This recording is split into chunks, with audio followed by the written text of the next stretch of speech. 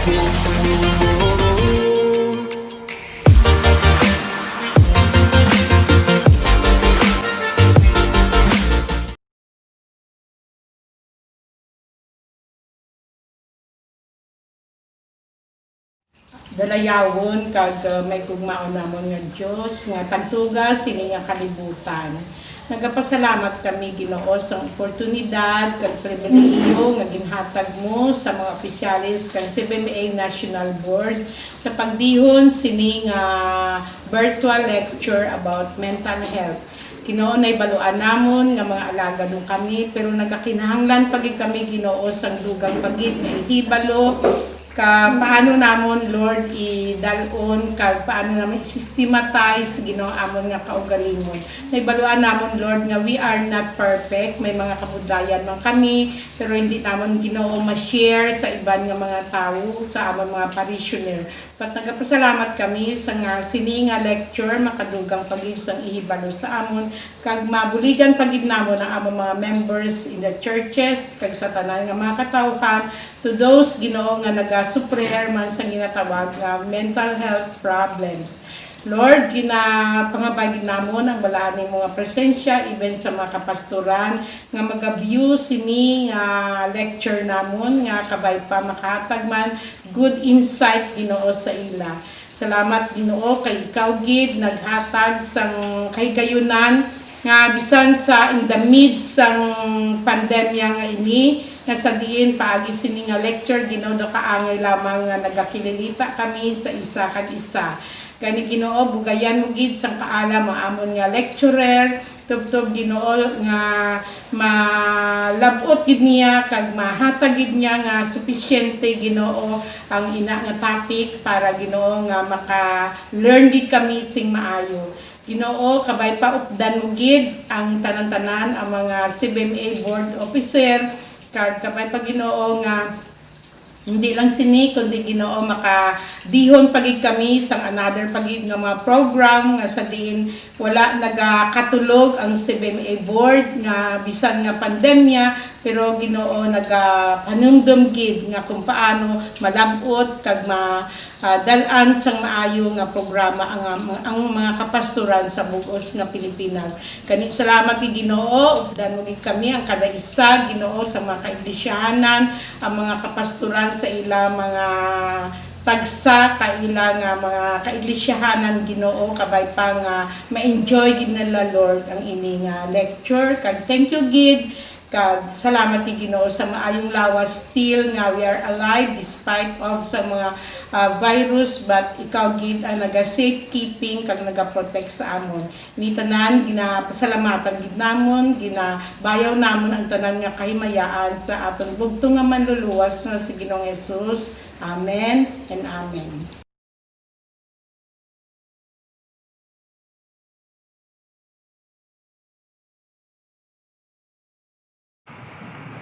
Good day everyone. My lecture for today is entitled Wounded Healer.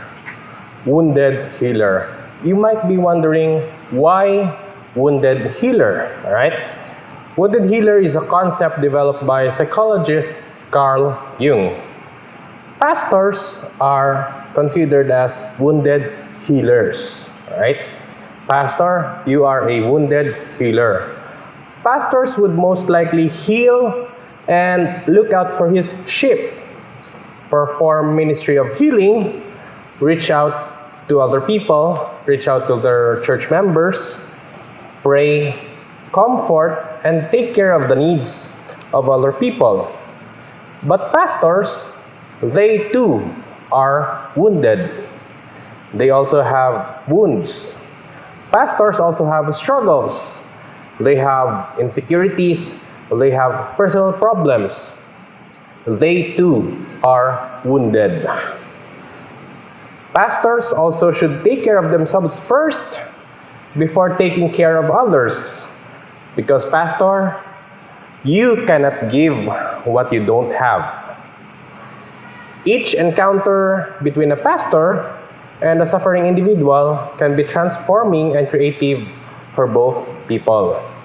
Join me, HARRACE A, a licensed guidance counselor, to lecture or to talk about mental health, resiliency, and self-care management for the pastors of CBMA. As I've said earlier, pastors are considered as wounded healers. So it has been said, to take care of yourselves, you must take care of the beggar inside of you. You have to embrace him or her.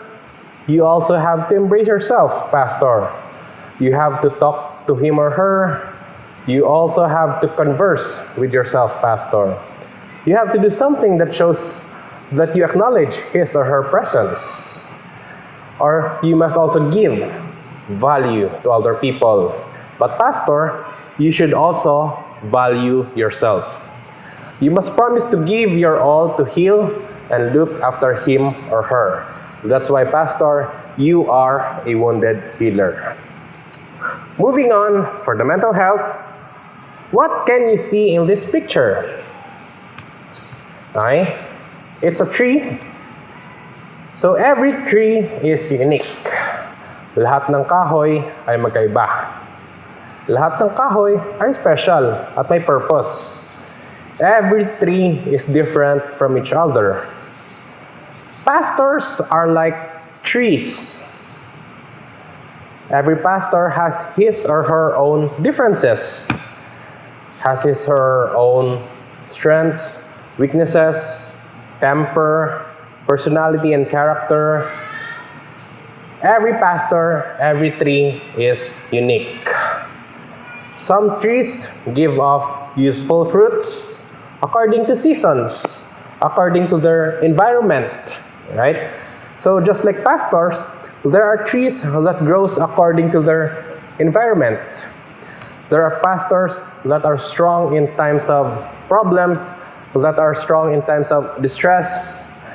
There are also pastors that are weak emotionally, that are weak psychologically. As I've said earlier, just like a tree, a pastor, every pastor is unique and different.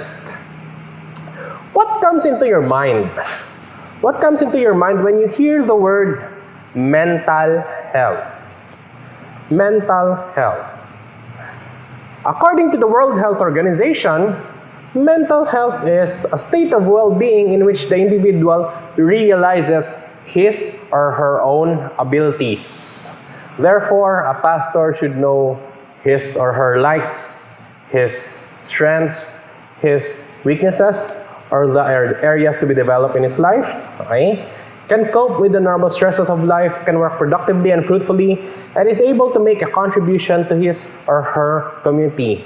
That's mental health.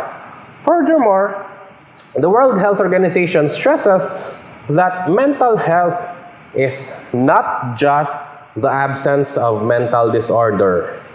It does not mean that if you are not diagnosed with depression, you are already healthy. Okay? No, that's not true. Okay? It's more than that.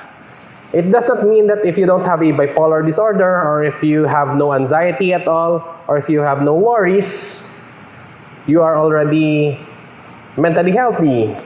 No. Mental health is more than that. Mental health could be the way you react to things. Mental health could be the way you perceive people. It could be the way how you deal with other individuals. It could be how you manage your anger. It could be how you manage your emotions. It could be the way you decide on stressful situations. That's mental health. These are the statistics on mental health according to a study in America way back in 2018. It has been said that 23% of pastors acknowledge that they have personally struggled with mental illness. So, hindi exempted yung pastor. Okay? 49% of pastors say they rarely or never speak to their congregation about mental illness. And this is an alarming rate. 76% of churchgoers say suicide is a problem that needs to be addressed in their community. So the church members mismo, they believe that that the church could help in the mental health of the community, right? So there are also misconceptions about mental health. Sometimes we say that someone is suicidal, it's because hindi ka kasi nagpe-pray or hindi ka kasi nagsisimba, okay? Or if you have depression, siguro hindi ka prayerful, okay? Or if you have anxiety, kasi hindi ka nagtutok kay God, okay? Prayer is one thing, pero we should always back it up with science, okay? So let's stop this misconception. Prayer could help, of course, it can help. Pero you still need science in order to address depression, in order to address anxiety, in order to address the mental health issues of individuals. So, some of the misconceptions, some has said that you are either mentally healthy or mentally ill. No, that's wrong. Mental health is like physical health. A person may look strong, a person may look fit, pero they can still have minor health issues, just like arthritis, headache, or high cholesterol. Okay?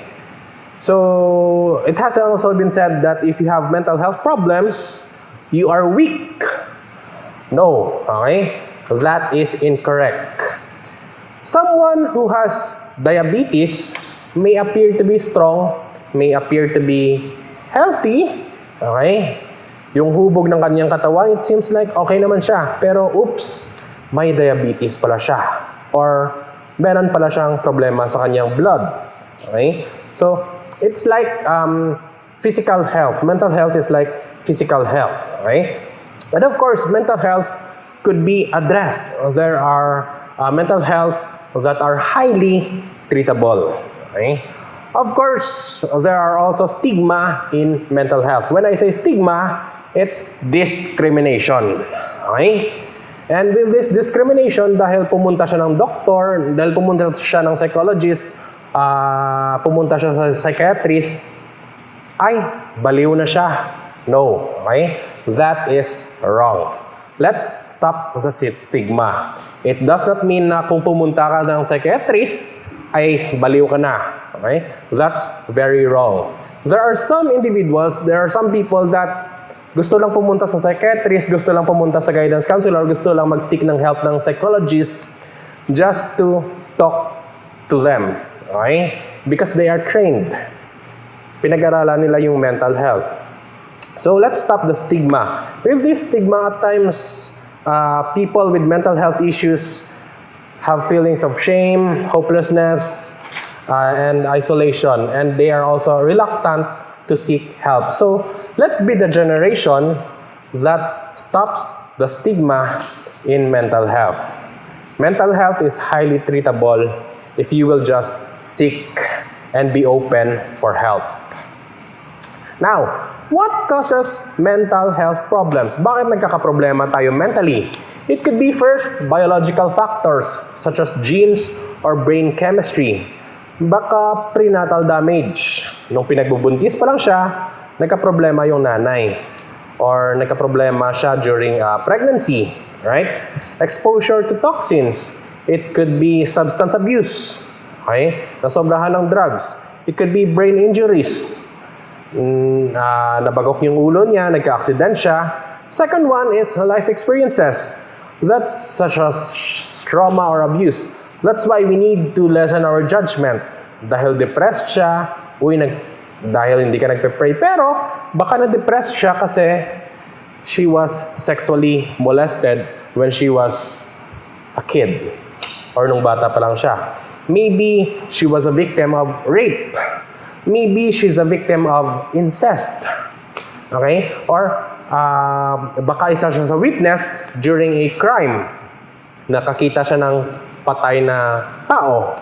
Nakakita siya ng kung paano masunog yung bahay niya. Okay? So, It could be life experiences, traumatic life experiences. And of course, lastly, maybe it's a family history of mental health problems. So there are 3 angles bakit tayo nagkakaproblema mentally. Now, early signs that you can observe if someone has mental health issues: eating or sleeping too much or too little. Okay? Sobrang dami or sumusobra yung tulog niya at medyo maliit rin yung tulog niya, hindi siya makatulog. Pulling away from people and usual activities, so medyo nag-isolate na siya. Having low or no energy, feeling numb or like nothing matters, so parang bato na siya. Having unexplained aches and pains, feeling helpless or hopeless, smoking, drinking, or using drugs more than usual. Okay? Those are the signs that you can observe. More of it, feeling unusually confused, forgetful, on edge, angry, upset, worried, or scared. Yelling or fighting with family members or friends. Okay, so mataas yung temper niya, grabe yung anger management niya. Experiencing severe mood swings that cause problems in a relationship. It could be happy siya ngayon, tapos maya-maya lang magiging incredible hook na siya, grabe na yung anger niya, okay? Or biglang magiging sad siya, magiging frustrated siya, okay? Having persistent thoughts and memories you can't get out of your head, okay? Hearing voices or believing things that are not true, so medyo may hallucinations na siya, okay? Nakakakita na siya ng mga bagay na hindi nakikita ng normal na tao, or maybe thoughts and ideas. Okay? Medyo may paranoia na siya or napaparanoid na siya. Of course, this one is very dangerous, thinking of harming yourself or other people. Okay? Inability to perform daily tasks. Okay? Kung wala ka ng contribution sa community mo, that could be a big problem. Now, how can you achieve a healthy mind? How can one achieve a healthy mind? I'll introduce to you the word resiliency. Okay? Resiliency. Or in Tagalog, let's call it katatagan. Okay? Katatagan. Resiliency. So what's resiliency?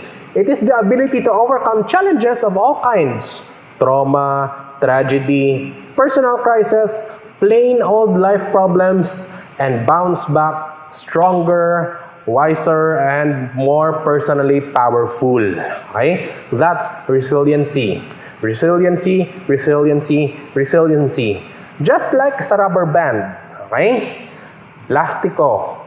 Rubber band. Every time that you stretch the rubber band, okay, you pull the rubber band, and then binitawan mo, what happens to the rubber band? Usually, it goes back to its original form.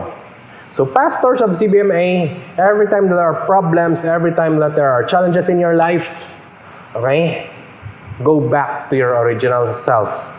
Bounce back stronger, wiser, and more personally powerful. Now, this image, what can you see? Okay, it's a ball. What happens every time you have a ball and then you drop the ball? Okay, you drop the ball down. Okay. Every time the ball goes down, it goes back up. Bumabalik sa itaas.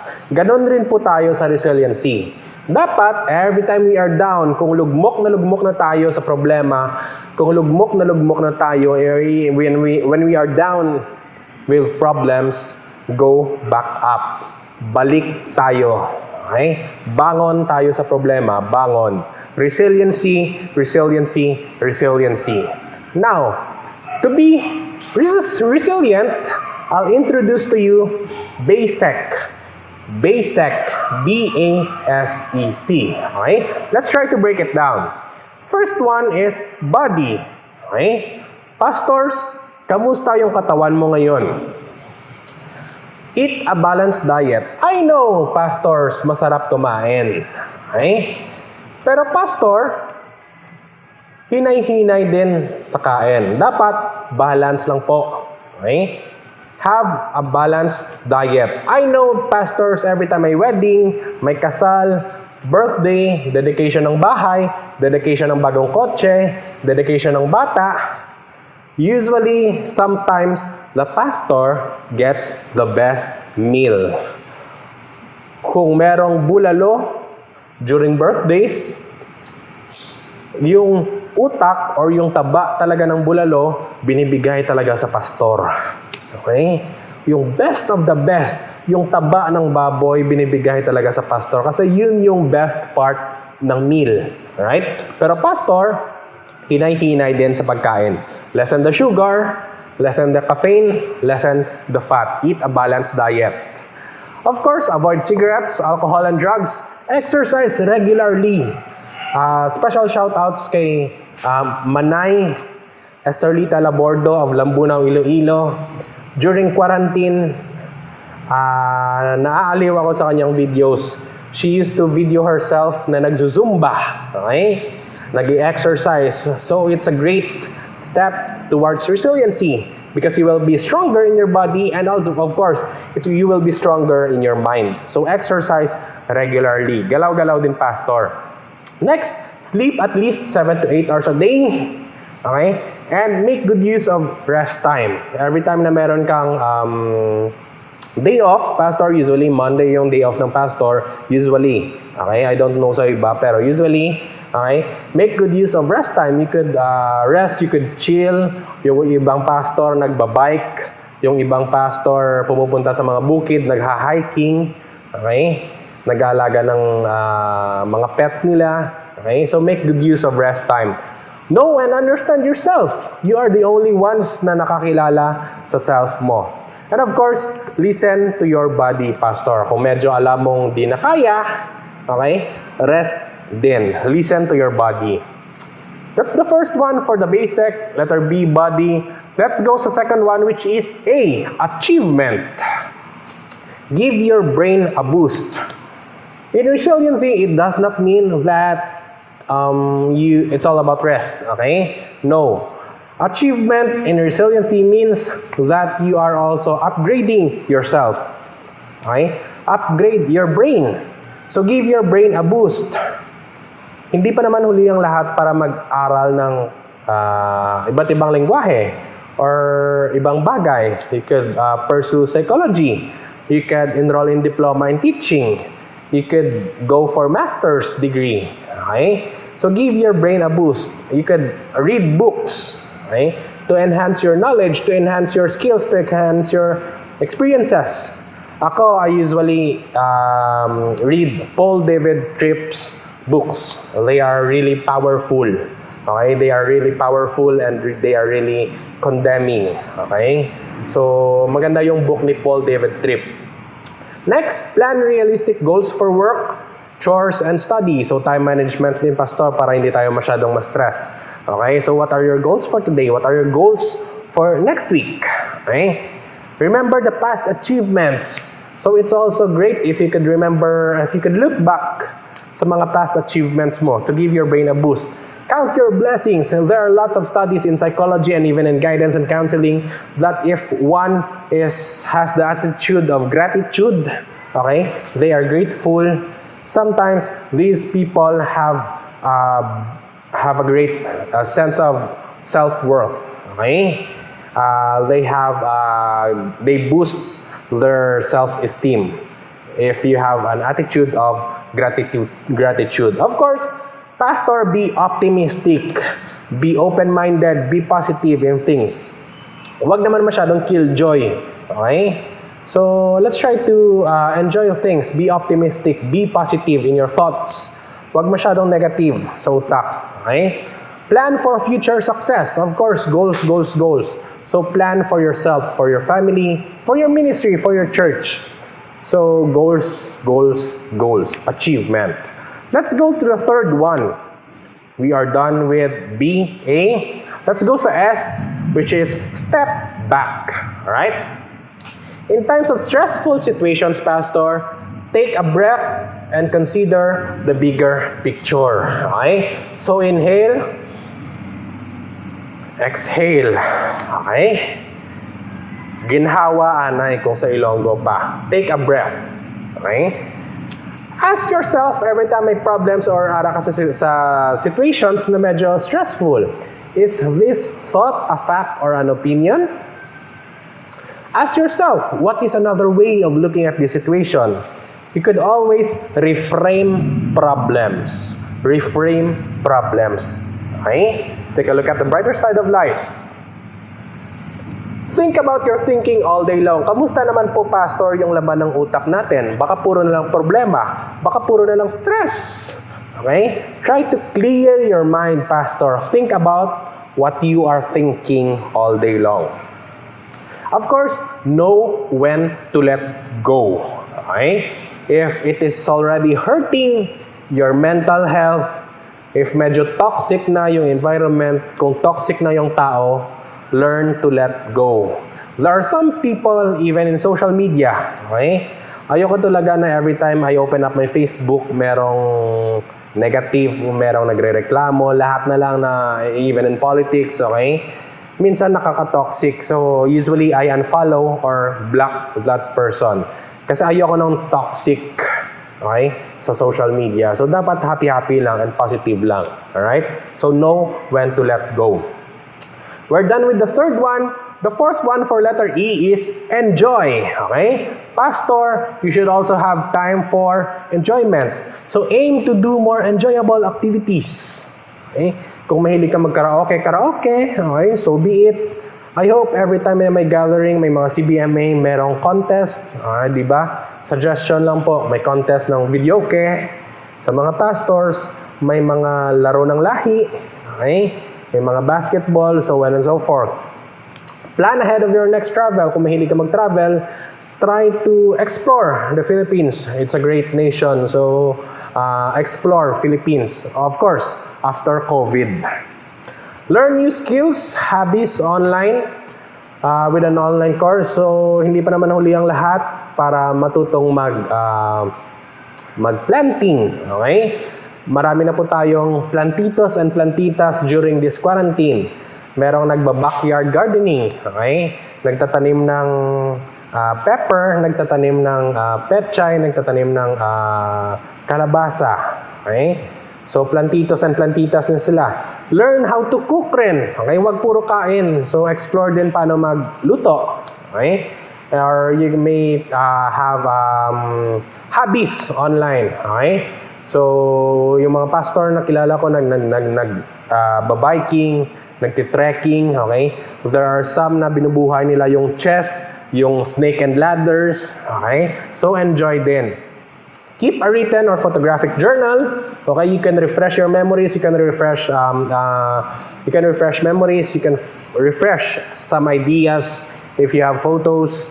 Focus on what you can control, Pastor. So, at times we are really affected how other people perceive us, how other people judge us, how other people or other individuals say something about us. Pero, Pastor, you cannot control their mouth. You cannot control how they treat you, pero you can always control how you react to things. Okay? You can control how you respond to their criticism. So focus on what you can control. Of course, celebrate the success of others. Okay? So support others. Lastly, it's letter C, which is connect. Connect, right? So learn to socialize. It has been said that no man is an island, so learn to socialize.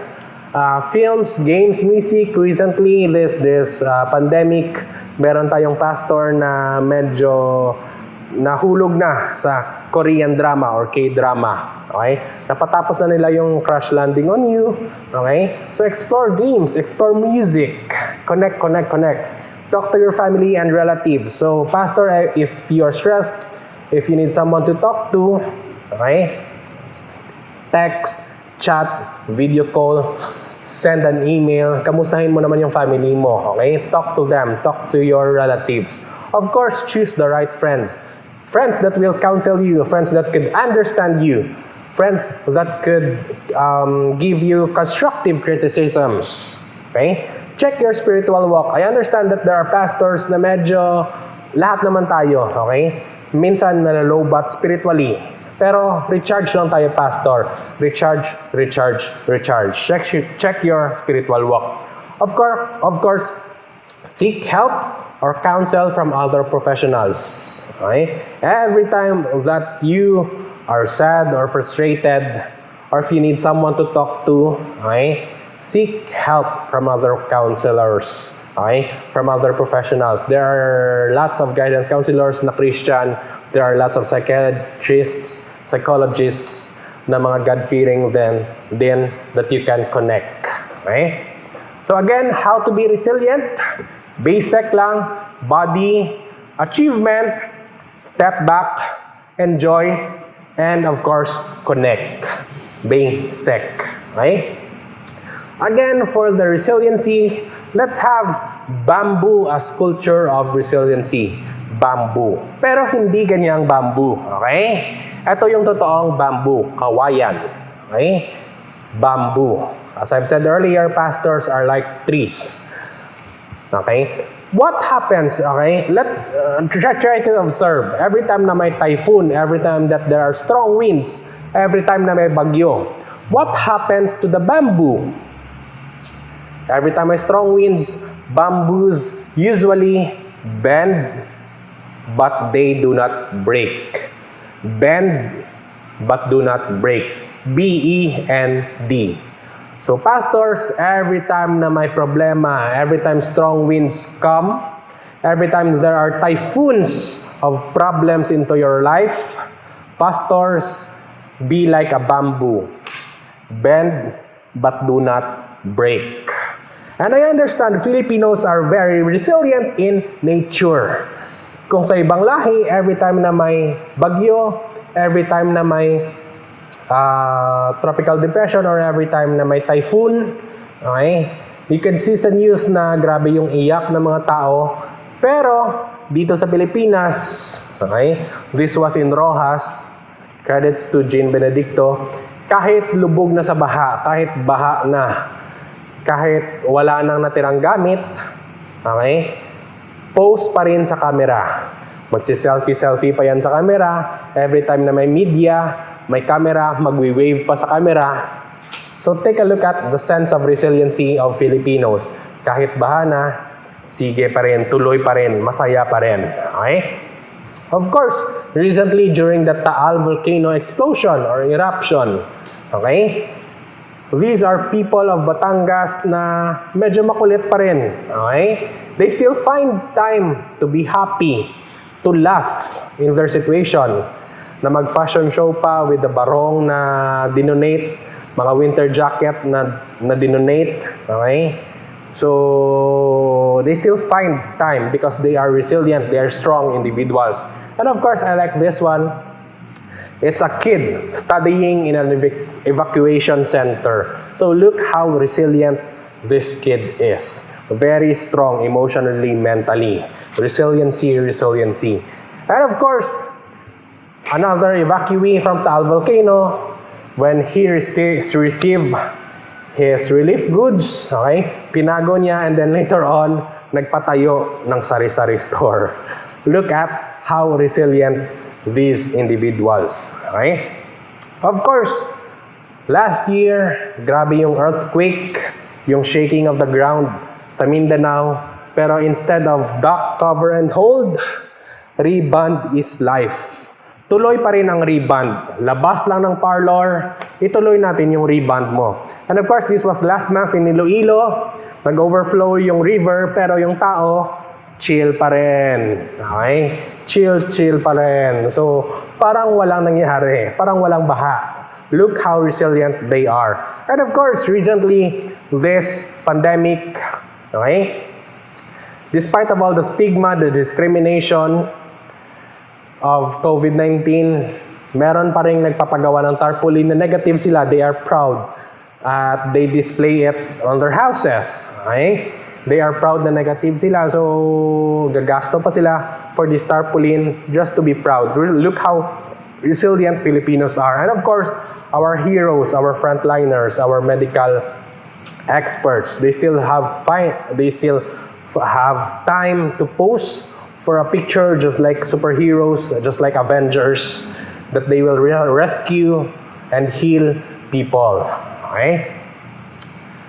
Again, dear wounded healer, dear pastor, I know that ministry is stressful. I know that you are a wounded healer. You also have dark pasts. You also have wounds in your past. Pero pastor, because of that pain, you can feel, you can see the beauty of healing. You cannot appreciate healing if you don't have pain. Okay? So stay strong lang tayo, pastor. Let's be resilient. Okay? If you are in need of mental health support, please contact these numbers. Pero just like what I have said sa CBMA Iloilo na talk ko, na lecture ko, I hope Convention of Philippine Baptist Churches could make a mental health committee or a mental health team composed of licensed guidance counselors, trained professionals, psychologists, psychiatrists, wherein if a pastor has problems, pwede makakonduct ng psychological first aid or pwede makakonduct ng counseling. Okay? So there are lots of mental health experts which are highly trained and educated in Convention of Philippine Baptist Churches. I hope we could tap them, we could use them to bless our pastors, to help our pastors mentally, psychologically. Okay? So I hope meron tayong mental health committee. And I'll leave you with this note. Sometimes, pastor, the answer to an issue is not a longer devotional or a prayer. It's to get help from someone God has gifted in this area. Alright? God created guidance counselors too. God created psychologists and psychiatrists too. God can use other people to bless the pastors, to heal the past experiences of pastors, to heal the psychological needs of the pastors, to heal the emotional baggages and the trauma of the pastors. God can use these guidance counselors, these psychologists, these psychiatrists to help you, to support you, to make your life and your ministry worth living. If you will just be open to other people and to other professionals to help you, you will be more effective and efficient in your ministry. So don't be afraid to seek help, pastor. Take good care of your mental health. It is very important to take care of your mental health. And life lessons from a tree, right? What can we reflect sa tree in your mental health, pastor? Stay grounded. When I say stay grounded, when you are grounded, you are in complete control of your emotional self. You are not easily influenced by other ideas or individuals. Next, keep growing. Pastors, keep on learning. If you can learn, then try to unlearn. UNLEARN. Unlearn other ideas na medyo mali na na-learn mo from the past. So, upgrade. Enhance your knowledge, skills, and abilities. Keep growing, pastor. And of course, lastly, know when to let go. Cut off and let go of those stressful events, of those toxic ones that can affect your mental health. So cut them off. Okay? So again, thank you very much. I am HARRACE A, a licensed guidance counselor. And I'm really blessed that I am married to a pastor, Faye Grace Celeste-Caver. Okay? Pamilya din mga pastor. And I know how stressful leading a church. I know how challenging it is to lead a church. So stay strong lang, pastor. Always remember, resiliency. Last note, people like you and I are created by experiencing many emotions coming from many experiences. These can be positive experiences, or these can be negative and traumatic experiences.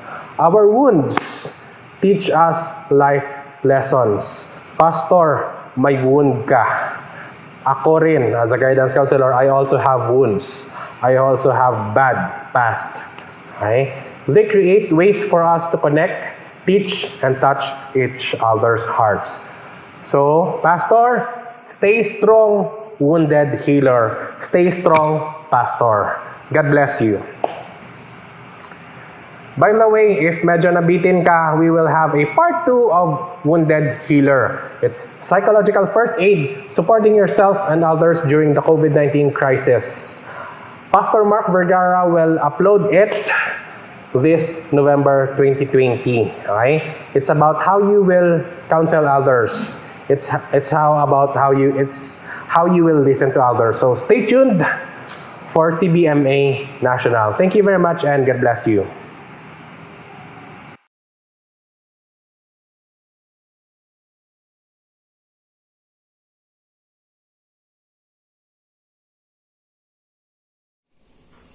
There are toxic people or members of our church. These people are sharp at criticizing and may be rude to our pastors. They will always oppose and be skeptical in dealing with our pastors. I know this can affect the mental health of our pastors. Can you suggest how pastors will react to these people? For the first question, just like a tree, everyone is unique and different. Each one has a different family and each one has a different cultural background that can shape the personality of an individual, of a church member. However, I remember President Duterte said, kung may gagawin ka, may sasabihin silang masama. Kung wala kang gagawin, may sasabihin pa rin sila. Firstly, try to check the criticism and check yourself too. Maybe it can help you in your growth. Maybe you could learn things too. Be open to criticisms and suggestions. However, there may also be times that you can ignore these skeptical and opposing toxic people. Just focus on your job. Make sure you're doing your job well. Again, depending on the situation, you can just ignore it. And these online lectures could also raise awareness. You can share these videos in your church, in your Facebook pages, or your accounts to educate everyone that pastors may also feel frustrated and may have mental health problems. Awareness is the key. Lastly, you cannot control the mouth of these people. You cannot control how people will judge you, how people will perceive you, how people will critique you. But you can always control how you react to these things. How you can control your response to their criticisms. Focus on yourself.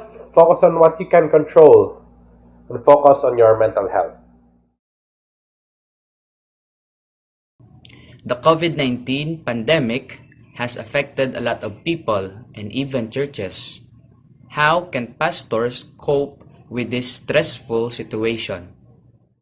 For the second question about the COVID-19 pandemic, it really has affected everything and everyone. No one is exempted. We don't have a choice but to accept and adapt. Accept and adapt. Accept that we already have a pandemic and things have changed. Let that sink in. Accept. Accept in your mind, in your heart, in your spirit that we are in the midst of crisis. Acceptance is the key. Adapt to the situation or adjust to the situation. Adapt or adjust. Follow the government's minimum health protocols such as washing of hands, sanitize often using alcohol, use face masks and face shield, and physical distancing. You don't have a choice. Accept and adapt or adjust to the situation. In mindfulness and psychology, mindfulness suggests that do not think, when will this end? Hanggang kailan to? Hanggang kailan ba yung pandemic? Kailan ba matatapos? No. Mindfulness suggests that do not think about that. Do not count the days. Just live and focus on the present. Mindfulness suggests that do not think of the past, and do not think of the future. Just live in the present. One of our church members seems to be having symptoms of depression and suicidal thoughts. So as pastors, what can pastor do to these suicidal and depressed members? Thank you, sir, and God bless you. Well, depression and suicide is a serious problem existing in the world right now. If he or she is open to talk about it, the easiest and most convenient thing you can do is listen. Listen, listen, listen. You don't need to say a thing or whatsoever. Listening is already a big help. Second, if he or she is a minor, it is best to let his or her parents know about it. You can break the confidentiality if it is already life-threatening. Third, refer them to trained professionals like the licensed guidance counselors of the school, or to a psychologist or psychiatrist. Do not attempt to solve the issue if you are not trained or you are not licensed. Do not act like Jesus, that you're trying to save everyone from everything. You might add gasoline to the fire if you are not trained. Refer, refer, refer. To sum it up, listen, listen, listen, and refer, refer, refer. I'll have more detailed information about this on helping individuals with depression and suicide on my second lecture. So stay tuned.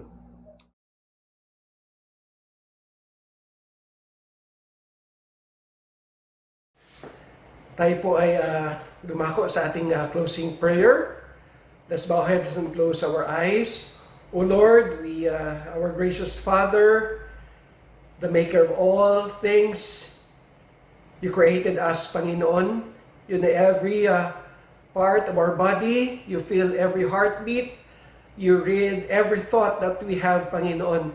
Ama, maraming salamat po, Lord, sa aming narinig na mga seminars sa araw na ito. Maraming salamat po, Lord, sa aming natutunan. Maraming salamat po, Lord, sa aming resource speaker, Panginoon. Thank you for Brother HARRACE A, Panginoon. Almighty God, ang panalangin ko, Father, ay ma-apply namin, Panginoon, ang aming natutunan sa araw na ito. Una, sa aming sarili, Father God, and at the same time, Lord, maituro din namin, Father, sa aming mga church members, Father, Lord, use yung mga natutunan namin, Panginoon, to minister sa mga kapatiran namin, Panginoon, na nag-go through, Father God, ng mga mental health issues, Father God. I pray, Lord, na bigyan niyo po kami ng katalinuhan, Panginoon, and even put words in our mouth, Father God, kung paano po silang makausap, Panginoon, kung paano po namin ma-address, Father God, yung kanilang mga katanungan, Panginoon. Even, Lord, guide us sa mga members ng church namin, Father, na nandyan lamang tahimik, Panginoon, pero may pinagdadaanan, Father God, mentally, Panginoon, even spiritually, emotionally. Give us discernment, Panginoon, and allow yung Holy Spirit ang siyang manguna po sa amin, ang siyang mag-saturate sa aming mga ituturo din po sa kanila, yung tamang mga pananalita na bitawan namin, at yung timing din, Father God, sa pag-minister po sa kanila. Ama, panalangin ko na patibayan niyo po ang ministry ng CBMA, Father God, at ang mga susunod pang mga topics, Panginoon, na nais naming ibahagi, Panginoon, sa lahat ng mga pastors at makatulong sa aming mga churches, Father God. Bless, O Lord, ang bawat pamilya, Panginoon, represented po during this webinar. Maraming salamat, Ama, sa katalinuhan na nagbumula po sa inyo. Lahat ng papuri at pagsamba, ibinabalik po namin sa inyo sa pangalan ni Jesus. Amen and amen.